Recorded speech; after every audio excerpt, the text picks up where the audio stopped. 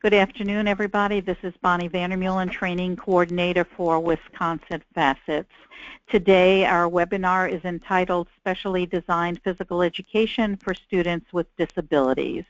This session will include a PowerPoint that will serve as an outline for discussion and will focus on compliance and practice of specially designed physical education for students with disabilities and with IEPs.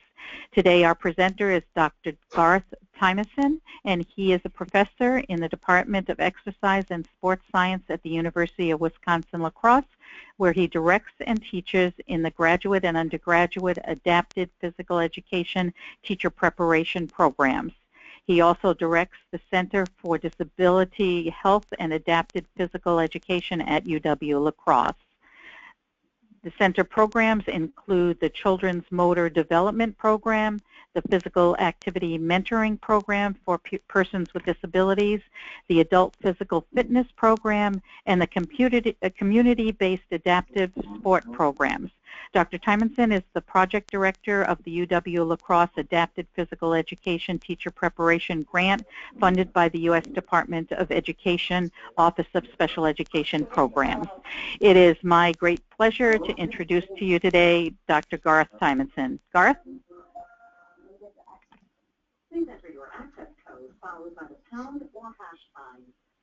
Oh, it seems like we're having a little technical difficulty. Garth? You entered no digits. Please re-enter your access code followed by the pound or hash sign. Yes. Garth? Hello? Garth? 102. Garth, are you there?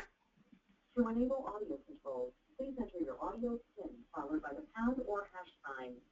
If you do not have Garth? Garth, you're on. Okay. Hey, Bonnie, are you there? Yes, go ahead. We've started the recording, and you should be good to go. All right. Thank you. My mistake. Welcome everybody to the workshop. Bonnie introduced you. My name is Garth Tymeson, and I work at the University of Wisconsin-La Crosse. This session is designed primarily for parents, not surprisingly. And what I want to do is I want to provide parents with a good overview of what you should be looking for in relation to specially designed or adapted physical education. We'll review some terms. We'll review some legal aspects regarding adapted physical education and a number of different things. The motto for today's presentation, and again, very much geared toward parents of kids with disabilities, the motto is get it on the IEP and keep it on the IEP. Again, Bonnie did a little bit of an introduction in regard to what I do here at UW-La Crosse, but I'll just add that I'm intimately involved in the preparation of adapted physical education teachers. Also, I work with many area teachers, and I also work with parents on a regular basis who are involved in our programs. Part of that program involvement with parents is actually sitting down sometimes with parents and sharing some of the information that I'm going to be sharing with you today. And so, you know, we've got a document here, we've got a PowerPoint that should be helpful for you. And as we go through, Bonnie, I'll let you, if you want to chime in or stop and have any time ask questions, I'll let you do that, okay? Okay, fine, and I will monitor the question box here. Okay, terrific. And again, don't hesitate to stop me once I get rolling, okay? You can go to the next slide. And again, just a little reminder now, I am not a lawyer, but I have the content information I feel very, very accurate, because as you're going to see, much of the information comes directly from the Federal Register that is used to implement IDEA. And so again, I am not a lawyer. If you're looking for legal advice, be sure that you talk to somebody about that. All right, next slide, Bonnie.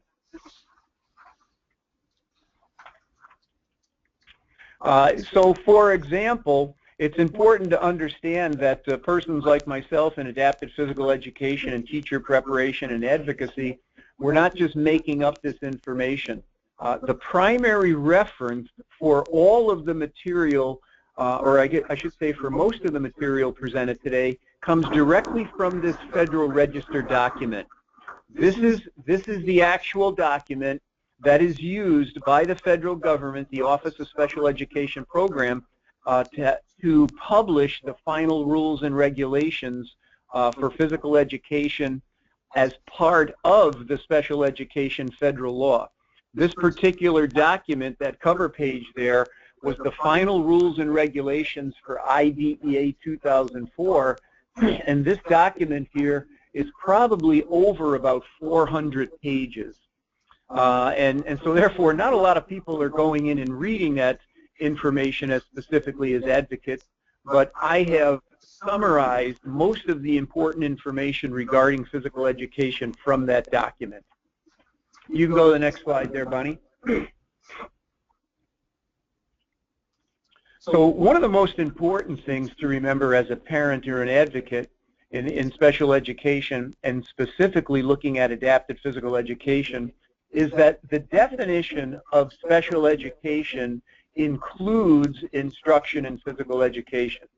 You're probably familiar with that definition of special education, that it means specially designed instruction at no cost to the parents to meet the unique needs of a child, et cetera, et cetera.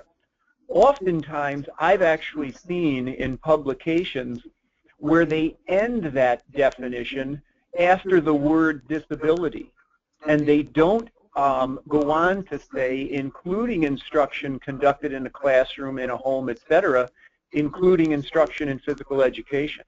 And it's important to understand that if you're going to an IEP meeting, or you're talking with a special education teacher, director, or even a physical education teacher, if they're not aware of the specificity of this definition, this would be a good handout along with some other materials that I'm going to present today to have with you. And also, it's important to understand that in Wisconsin, we're very fortunate in this professional area. Wisconsin is one of only 13 states that has an add-on teaching license in adapted physical education. And I'm going to talk a little bit about that later on also, but that's a very important factor that the state of Wisconsin for many, many years now has had a separate teaching license called the 860 add-on teaching license. And that teaching license provides future teachers with added credentials and knowledge and skills when they're working with children with disabilities in the physical education area. Your typical general physical education teacher will only have one survey course in adapted physical education. Looking for a person that has an 860 add-on in Wisconsin is not a difficult thing, because many of our universities, like La Crosse, Oshkosh, Eau Claire, Madison, Stevens Point, they all have programs that are called 860 add-ons also. So again, we're very fortunate with the quality of services in adapted physical education in most of the schools. It's also important to understand that as part of the definition of special education here in the law, that means that physical education is not a related service like PT or OT. This is something that we'll talk a little bit more about as I go through, but it's important to understand that as part of special education, physical education is a direct service that is required. It is not a related service that, as most of you know, related services are very individual to the needs of each particular child. Okay, Bonnie, you can go to the next slide.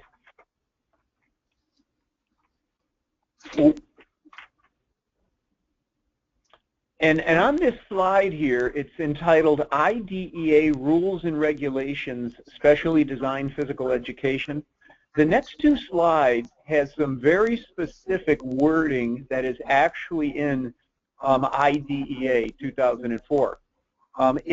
Physical education is the only subject area that actually has this amount of detail in it. And so you'll see, and again, I'm very familiar, and people in our area who's advocating for physical education for children with disabilities will be familiar with these sections.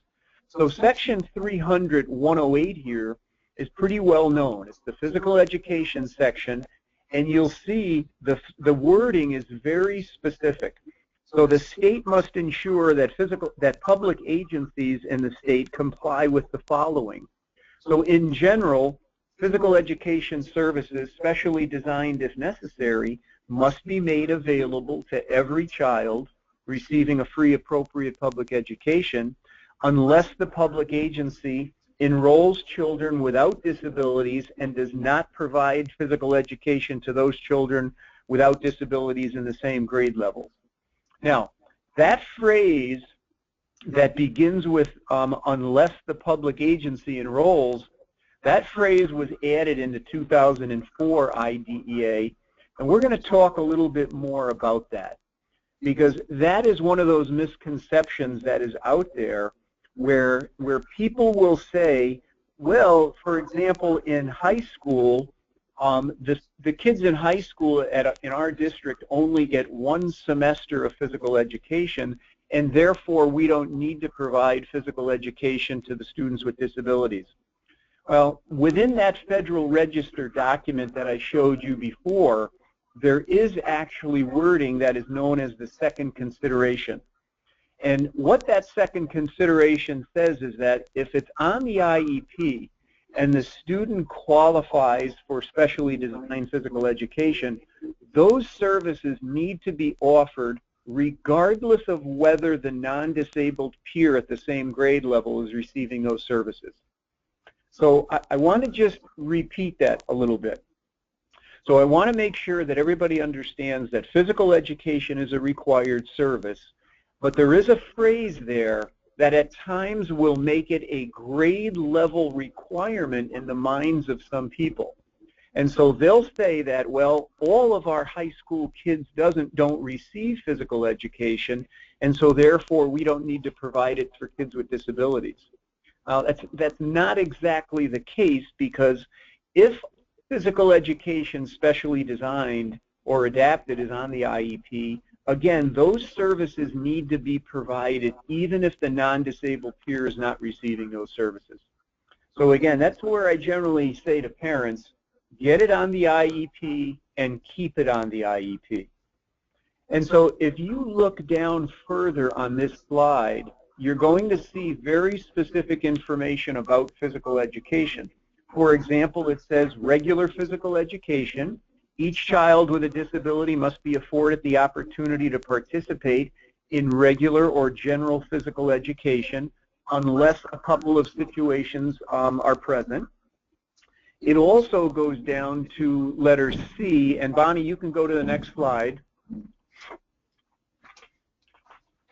It also has letter C there, where it talks about specially designed physical education being prescribed on the child's IEP, and that the public agency, or in other words, your local school district, is responsible for providing those services. And then it has letter D. I'll let you catch up there, Bonnie. Sorry, we had a little problem there. There you go. One more. There you go. And you see letter D. Even if the student is participating in a separate facility, the local education agency or the school district is still responsible for providing physical education services. And lastly on this slide, you'll actually see a definition of physical education that's included in IDEA. And as you take a look at that definition, you'll notice that it includes a number of different content areas that you typically think about in a physical education program. What I want to do here is just remind parents and other people who are listening that this is just a sampling of physical education content that can be involved in a specially designed or adapted PE program. That doesn't mean that a school district or a parent can't request some additional appropriate physical education, such as teaching a youngster how to ride a bike, such as snowshoeing, such as a number of different things, because we know that in public school curriculums in general physical education, there's many more content units than what you see on this slide, and the students with disabilities, if at all possible or appropriate, should be exposed to all of those curriculum units within the general physical education program, unless there's some specially designed or adapted situations that exist. And even if there are some factors that require adapted equipment or strategies, the youngster may still be able to be involved in a unit. So for example, we'll take bike riding. It is very common within a physical education curriculum for bike riding to be taught at various grade levels. Just because a youngster with a disability is not able to ride a two-wheeler, that doesn't mean that a three-wheel trike or a large bike with three wheels couldn't be added into the curriculum. And therefore, that student with a disability could be participating in a general physical education unit, but with adaptations or accommodations. So again, as you see from those previous two slides, there's a great deal of physical education content within IDEA, and it's important that parents and other advocates are aware of that information regarding physical education.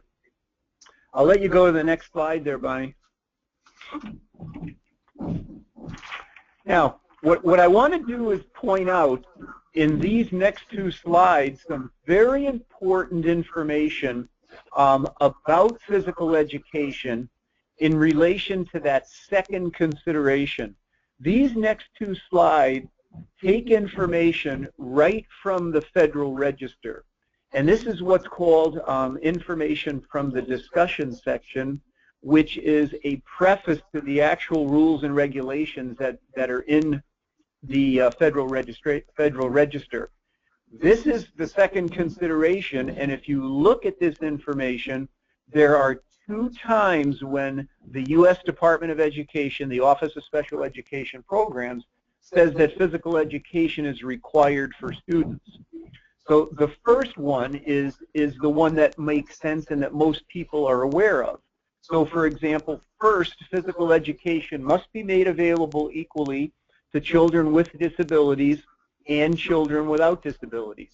If physical education is not available to children, meaning all kids, the public agency is not required to make physical education available to kids at a certain grade level.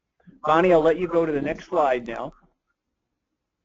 And so this is very important.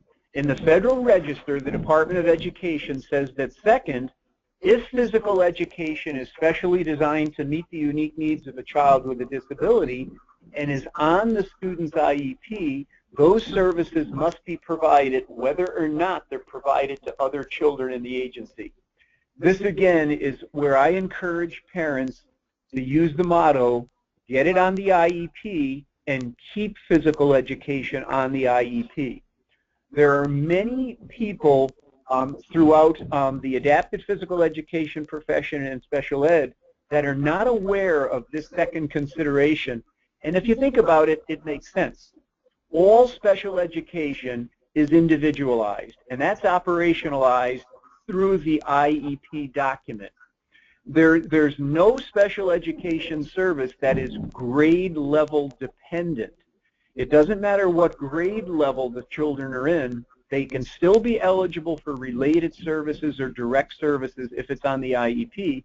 The same is the case in physical education.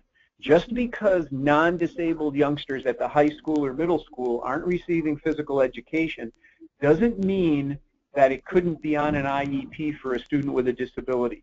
And again, you know, we term this as the second consideration, and it's something that parents and other people need to really be aware of.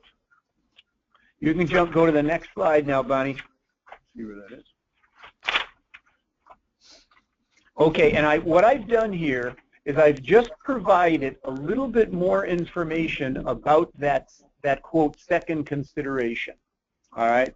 I think it's important that parents and advocates read through this information, and I've added a little bit of information, for example, down at the bottom in that second bullet. If there's a unique need, then you need to be determining that through assessment, just like any other special education area. Okay, Bonnie, you can go to the next one. Okay. What we're going to do now is go into a series of questions, and these questions are based off of a document that the Wisconsin Department of Public Instruction has on their website. And we affectionately refer to this as the Wisconsin DPI Q&A. And again, this is a document that has been approved by DPI, and it is a common document used in school districts, used by parents, teachers, etc. It's a great document to have. I would venture to say that throughout the country, there's only about 8 to 10 states that have a document with this specificity regarding physical education on their websites and available for parents and teachers. And what I'm going to do is present information and also give some examples of how these things are actually provided in Wisconsin. Bonnie, before I venture into these questions, I'm going to stop to see if there's any questions or any people need a little bit of information about what I've already said. And at this time, I don't have any questions that people have typed to me. If, in fact, they do have a question, they can type that at this time. Yeah, I'll give a little 30 seconds here, just to wait.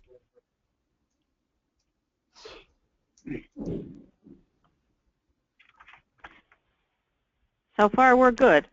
We're good. All right. So again, now what I'm going to do is start into the questions that is part of the Wisconsin Department of Public Instruction Adapted Physical Education Q&A document. This is on the website for DPI, and again, very important document. So, first question: must physical education be made available to all students with a disability? And there you see the answer: absolutely yes.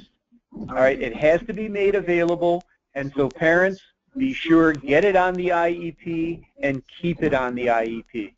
As you see, Wisconsin DPI has some specificity here. If a student with a disability has an IEP and needs specially designed physical education to meet their unique needs, those services must be provided whether or not services are provided to other students in the district.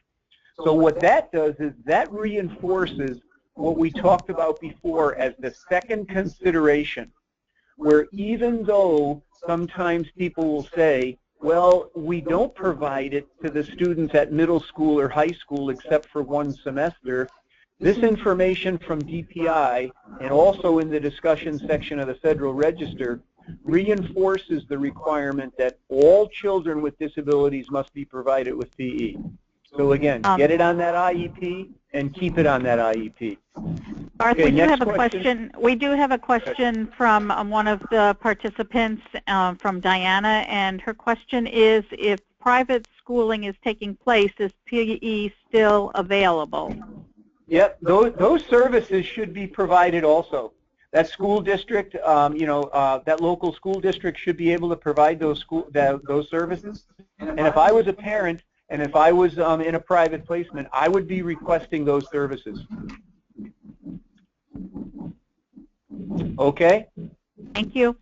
You bet. I'm going to go to the second question now, so you can go to that next slide, Bunny.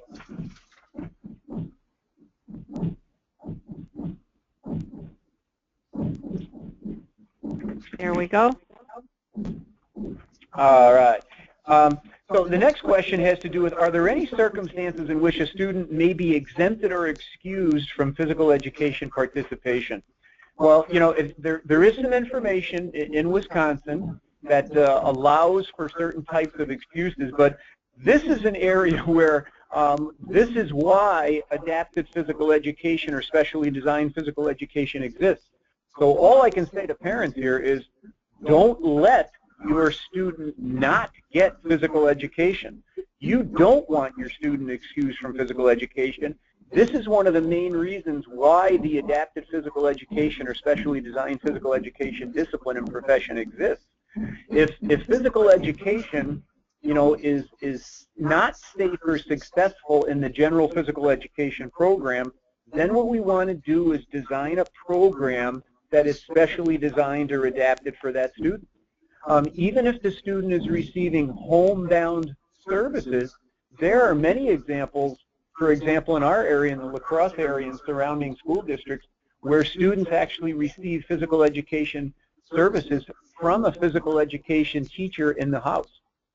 So, you know, this oftentimes comes up in general physical education when there may be medical issues related to participation. But if you have a person who is knowledgeable in adapted physical education, many types of adapted or specially designed programs should be able to be implemented. I mean, even for kids with conditions such as osteogenesis imperfecta, kids with severe cerebral palsy and different conditions like that, we don't want to be excusing those kids from physical education participation. There may be a situation where an adaptive PE teacher may have to work closely with a physical therapist or with a nurse or something like that, but we want to make sure that kids are receiving physical education services, not being excused from that service. You can go to the next slide, Bonnie. Question number 3. Okay, so this question says, must the student with disabilities receive the same amount of physical education instruction as a student without a disability? And absolutely, the answer is yes there.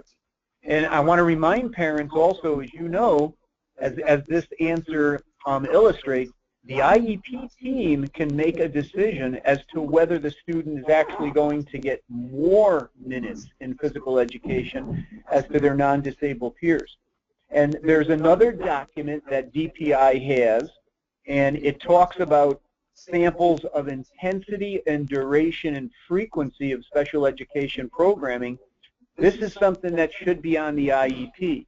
And so I'll remind parents that in addition to indicating or requesting on the IEP that either specially designed or general physical education be on the IEP, if there is specially designed physical education on the IEP, there should be specific information about the frequency and the duration and where that specially designed or adapted physical education is offered.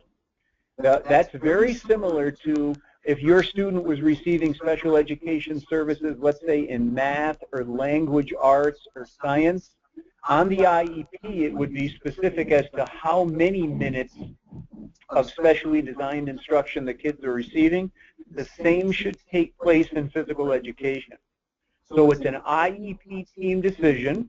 At a minimum, okay, parents, as a minimum, the student should be receiving the same amount of minutes, and they may also be getting more.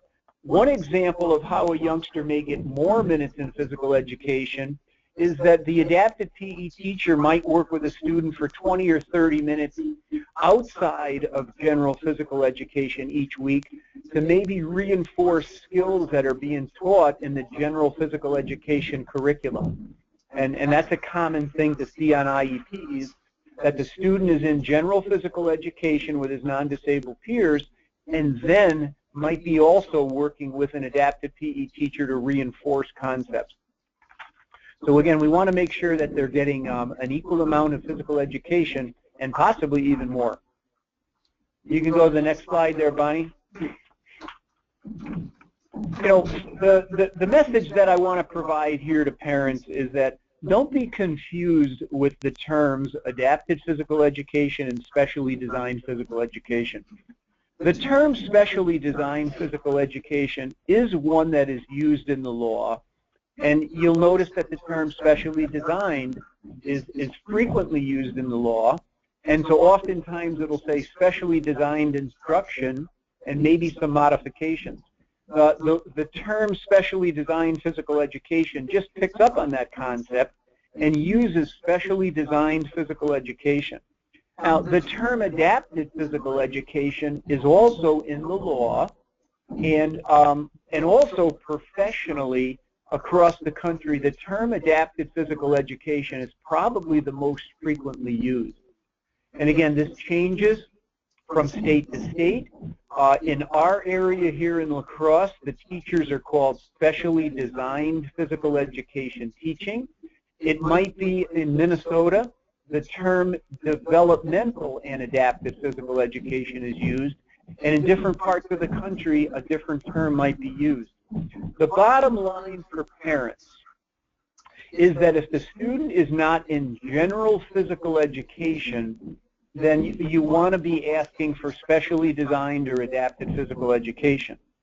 And also understand that that specially designed or adapted physical education can be actually implemented in a number of different settings or placements. So, for example, your son or daughter may be receiving some math or language arts instruction in the general education classroom.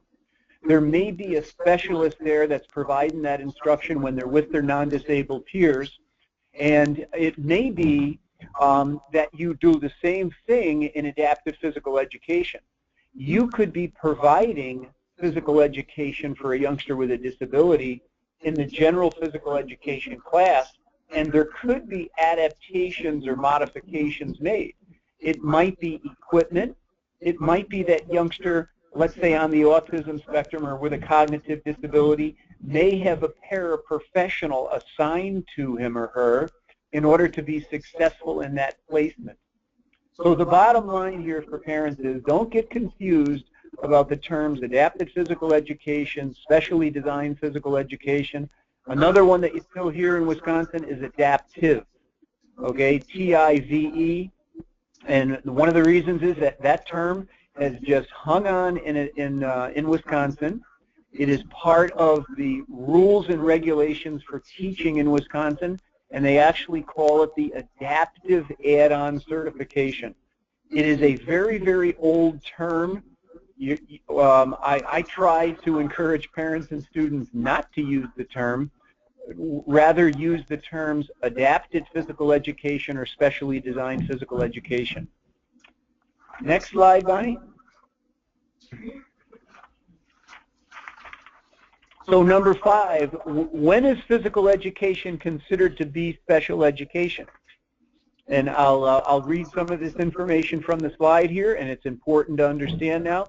The IEP team may decide the student needs specially designed physical education to address their unique needs. Therefore, the parents are part of this. Therefore, if the IEP team decides that specially designed instruction is needed, then that should be a service on the IEP. Now, the next bullet is very important. For some students, specially designed physical education may be the only special ed service on the IEP. Let me give you a few examples there. It might be that the youngster has cerebral palsy, has some type of orthopedic impairment. This would be something by a case-by-case basis. May be that the student with an orthopedic impairment or a physical disability is functioning absolutely with his or her typically developing peers in general education, let's say cognitively or with all academic subject areas, but they may have a physical disability to the point where participation in general physical education might not be safe or successful. That might be a situation where the student is qualified for specially designed physical education, and it might be the only special education service on that student's IEP. And so the IEP team would really want to take some consideration here, but I've seen many times, and again, as DPI points out, it could be the only service that is offered in special education. I'll let you go to number 6 there, Bonnie. And of course, now to receive any kind of special education service, this question is specific. To receive specially designed PE, must a child have a particular impairment? For example, an orthopedic impairment. And as the answer indicates, you know, within Wisconsin and within every state, a student is first going to have some type of disability that is defined within IDEA and therefore also defined within state policy. I want to add to this slide that it's important to understand that in Wisconsin, developmental delay can also qualify for special education services and therefore qualify for adapted or specially designed physical education services. And developmental delay is very often used to qualify students in the area of physical education because oftentimes motor development is delayed among children with different types of disabilities, and they can be significantly delayed. And if an assessment is administered, they may actually be at least 2 or 3 standard deviations below what the instrument calls for. I'll let you go to number 7 now, Bonnie. All right, so this has to do with evaluation. And as most people listening and parents probably know, in order to qualify for special education services, there should be some type of evaluation or assessment going on. And the information on this slide reiterates that and reminds parents and teachers that there should be documentation to verify that a student is actually eligible for these specially designed services. And I want to remind parents that you can request, just like you request, let's say, for speech or PT or related services, or maybe even in special education direct services, you will oftentimes request that an evaluation take place. It's very common for adapted physical education teachers in the schools to receive evaluation requests in physical education. There may be a student, for example, that is transitioning from early intervention at the age of 3 up into early childhood special education. There may be a request or a referral for an evaluation in the motor development area, and an adapted PE teacher might be involved in that. It might be that a regular physical education teacher in kindergarten or first grade may put in a referral for the adapted physical education services because a youngster is not performing motorically or physically the way that that general PE teacher feels they should. And so, the message here is that evaluation should be part of services that are being provided. But oftentimes in special education, as many of the listeners know, once a student might be receiving these services, there are some times when a formal reevaluation might not be needed because it's just very obvious that that student is going to continue receiving those specially designed educational services, and these might include physical education.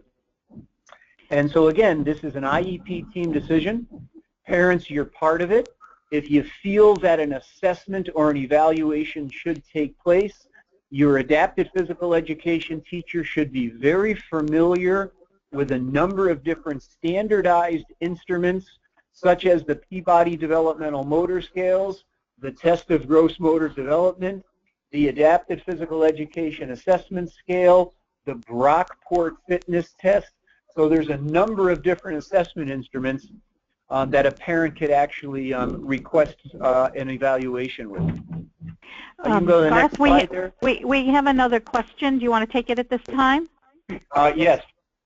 Okay, it asks, if specially designed PE is included in the IEP and the school does not have a staff member who can provide this, is it the school's responsibility or the parent to find the external resource to provide this specially designed PE program? Yeah, Bonnie, I'm going to have you flip to slide number 8, and we're going right into that. Okay. That is perfect timing, whoever asked that question. There you go. Okay, so within Wisconsin, and here's the question, what qualifications must a teacher possess in order to provide specially designed physical education? Unfortunately, in the state of Wisconsin, despite us having an 860 add-on in adapted physical education, there is the ability to have a general physical education teacher implement these services. Now, it is very, very common for most school districts to have an 860 certified teacher. If this is not the case, I would encourage parents, when they're at special education staff meetings or IEP meetings, to let the school districts know that there are many, many teachers out there with 860 add-on licenses, and that the school district should be looking to get a qualified teacher teaching adapted PE. Like I said, I generally find that 60 to 70, maybe even 80% of the job notifications for physical education teachers in Wisconsin, they require or highly prefer a person having an 860 add-on license. So, for example, the Madison School District, the Milwaukee School District, many school districts in our area, they won't even consider hiring somebody unless they have the add-on 860 adapted PE license. Now, you can't require it, as you see here what DPI has, but I would encourage the students to really, I would encourage the parents, to encourage the school district, if they don't already have one, have one of their teachers go back and get qualified to teach these services.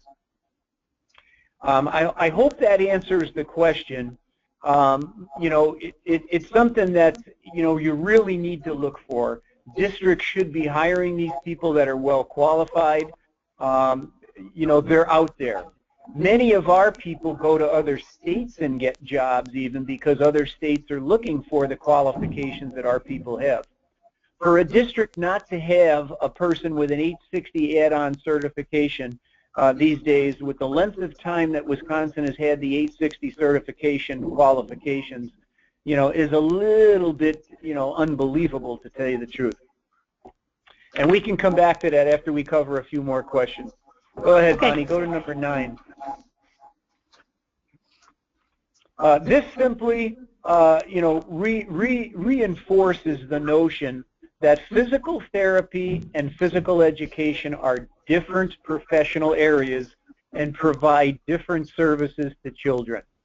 Now, these persons, physical therapists and physical educators and occupational therapists, will oftentimes be functioning in what's called a motor team. And a good physical education program for kids with disabilities and good professionals in adapted PE and physical therapy are linking together and collaborating with the motor development team approach. But these are different services.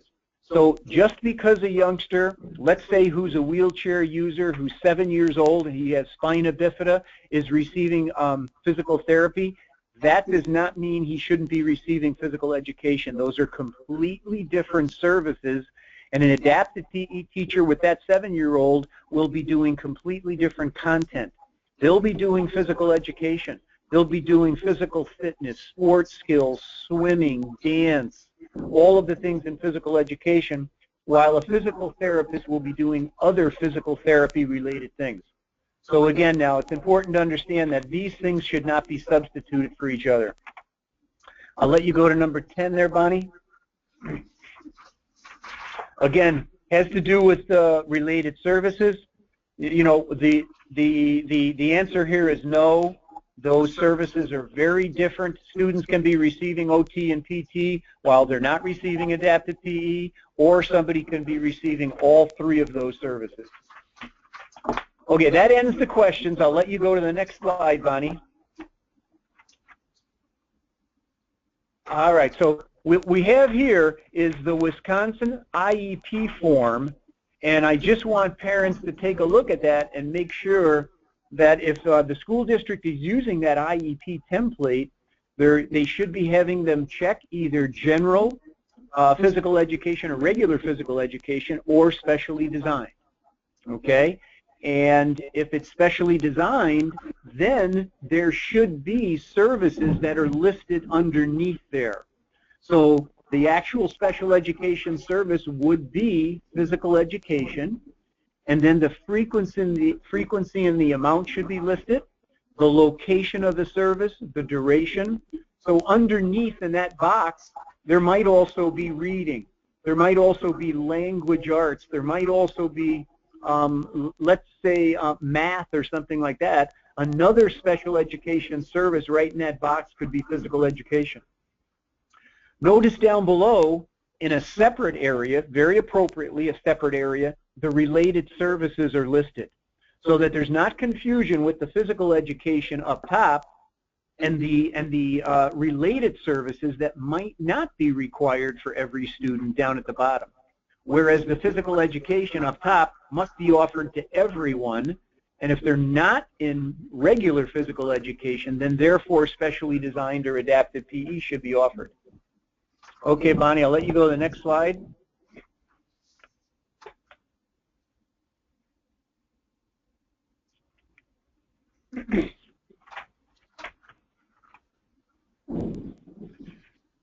Okay, the next 3 or 4 slides now, we've got some very important, what are called letters of clarification regarding physical education. These are 3 letters that the Office of Special Education in DC, the Federal Department of Education, have issued. These letters are issued after persons from the education or the advocacy community will write to the Department of Education and request clarification. The first clarification has to do with actual preschoolers. And oftentimes throughout the country, we were finding that youngsters between the ages of 3 and 5 were not receiving physical education services specially designed. And so the Department of Education provided documentation saying that, yes, if it was on the IEP, even students between the ages of 3 and 5 are supposed to receive physical education.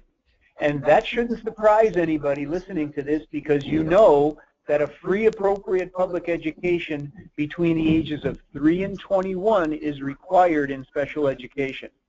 I'll let you go to the next slide there, Bonnie.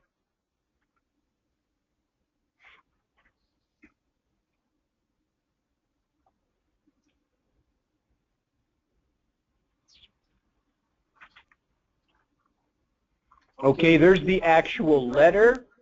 I'll let you go to the next slide now, Bonnie, and I'm going to get to the next age group. All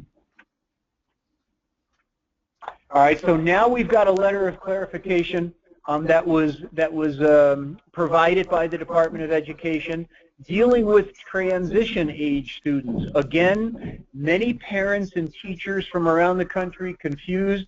They'll say that the students are out in transition, they're out in community-based programs, and therefore the school district removed adapted physical education from the IEP. Well, as you'll see in the next slide, go to the next slide, Bonnie. You'll see a letter that was provided now having to do with students with disabilities in that age group of 16 to 21. And so therefore, it's noted here that, again, if it's on the IEP, these services must be provided for youngsters with disabilities. And Bonnie, I'll let you go to the next slide.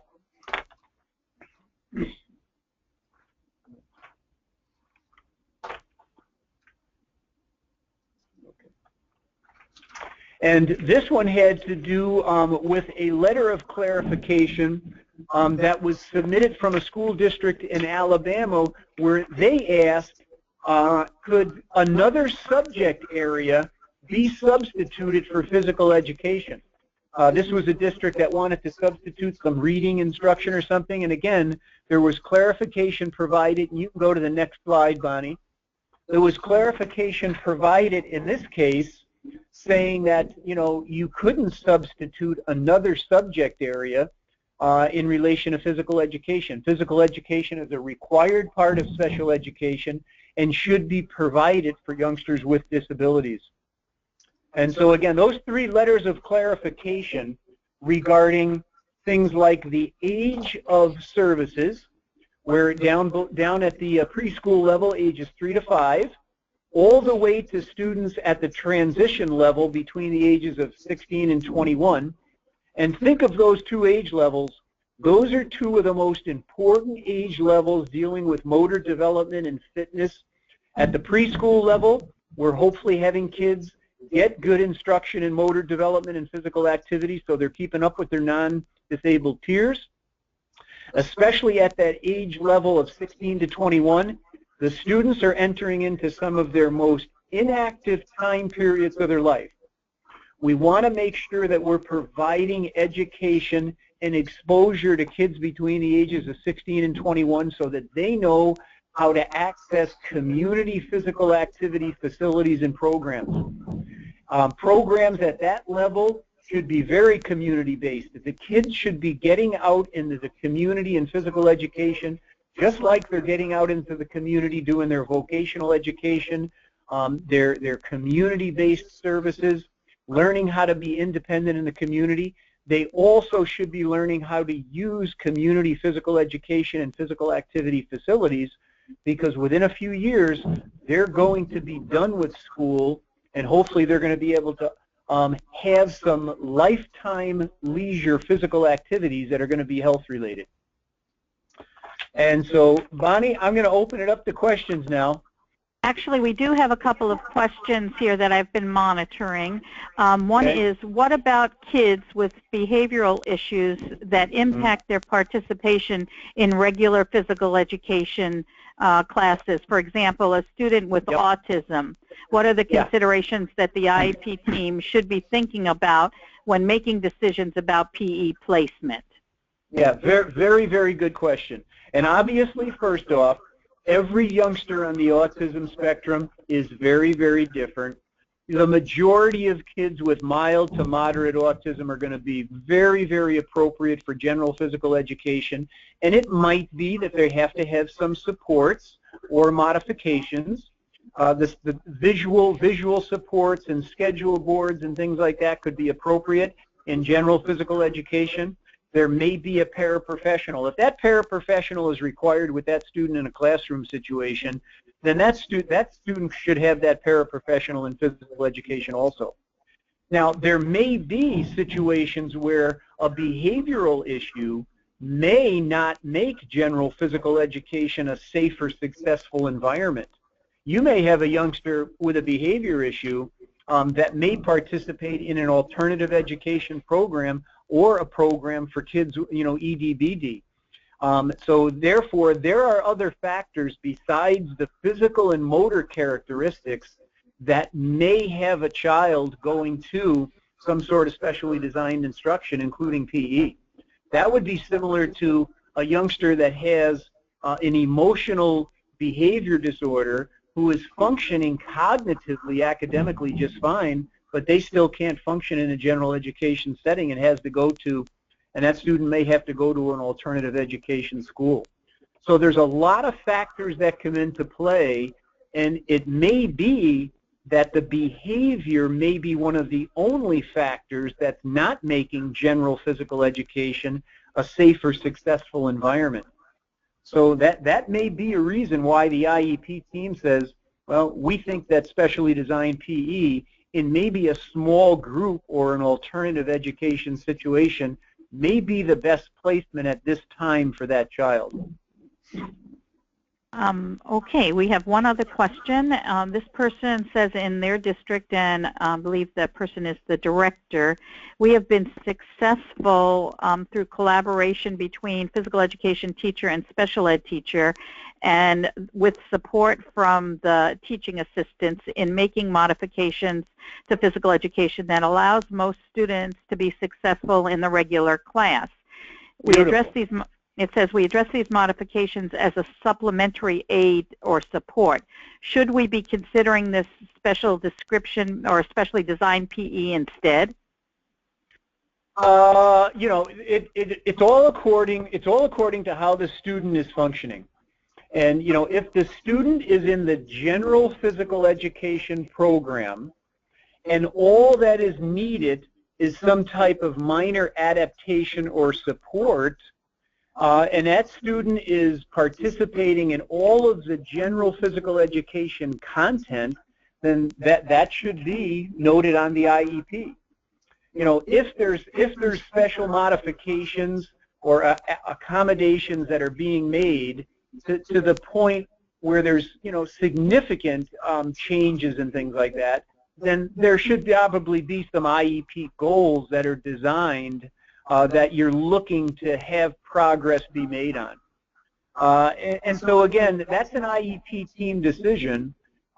If it's to the point where the general physical education teacher is saying, I don't know what to do with this youngster, I need help, and that help is in the form of consultation from the adapted PE teacher and significant assistance from, let's say, a paraprofessional, those things should be noted on the IEP, and that would really be considered specially designed or adapted physical education instruction. And in that case, it would be taking place in the general PE environment, which would be good, but there would be accommodations and different types of adaptations being made. That's a good question. Very good question. Okay, I have another one for you. It says, in working with a child who has muscular dystrophy, he has OT and PT every day for half an hour to remove him from the chair, etc. Can we do it during his physical education time so as not to remove him from instructional time? The answer to that is no. That's exactly like that last OSEP letter of clarification. The services of OT and PT are much different than physical education. So I understand, and that's a very good example of that youngster who is getting services that the IEP team have deemed appropriate for PT and OT, but in physical education, that youngster should be doing physical education content that is modified or adapted to meet his physical needs at this point in his condition. So that youngster might be participating in modified soccer, modified badminton, maybe adapted aquatics. So no, the OT and PT service should not be substituted for the required physical education. But that is a perfect example of where the motor team should be working together. The adapted PE teacher should be working with the PT and OT to be getting suggestions as to what would be the best way to move, to manipulate, etc. But the content should be physical education curriculum content, not more exercise like in PT. That's a very good question. Okay, we have one other question, and then we only have approximately 3 or 4 minutes left to go. Do you want to take that other question, or do you want to proceed? Yeah, let's take the question. It says, what if a district has physical education, an adaptive physical education teacher, but their schedules are full? Given the variability of specially designed physical education allocations, how do districts schedule their PE teachers efficiently and with time for the individual or a small group SPE when needed? That's a great question also, and you can think of your PTs and speech therapists in those cases. It's very common for a district to have to say, okay, we may have to hire another adapted physical education teacher. It just happened in the La Crosse School District here where they added a half-time adapted physical education teacher because the caseload of the additional 4 full-time adapted PE teachers was too much. So those adapted PE teachers are traveling around to different schools usually, and it is, in the beginning of the school year, it's a tricky situation for them to develop their schedules. But it's a combination of the adapted PE teachers and general PE teachers working together, seeing what is the best service delivery model, but it's very common for districts to look maybe to hire another adapted PE teacher, just like you would have to hire another speech therapist or physical therapist if the caseloads become too great. And again, in most adapted physical education situations, they're dealing with a caseload just like a PT or OT or speech therapist is. That's all very specific to the district. Okay, I think that's all the questions that I have right now. Okay, thank you. And if parents or folks have my email or my phone number, I commonly get questions from districts and parents. Feel free to contact me. Okay, we have just a couple of minutes left. Do you want to proceed? And maybe we can extend for a few minutes if people want to stay on the line? I'm fine if people have questions. Okay, I don't have another question right now. How about, do you want to move through the rest of your presentation? Are there other slides? Let's see. Yeah, I thought I went think through. that's the, yep. Yeah. We're at the end of the slide presentation at this time. Any other questions that anyone has, please type them in the question box at this time, and we will try to answer those in the next minute or so. Yep, and I'm good. I'm hanging on there, Bunny. Okay. And actually, I don't see any others. Garth, do you have any closing statements right now? Just a reminder to the parents to get it on the IEP and keep it on the IEP. Physical education is a special education service required for all kids.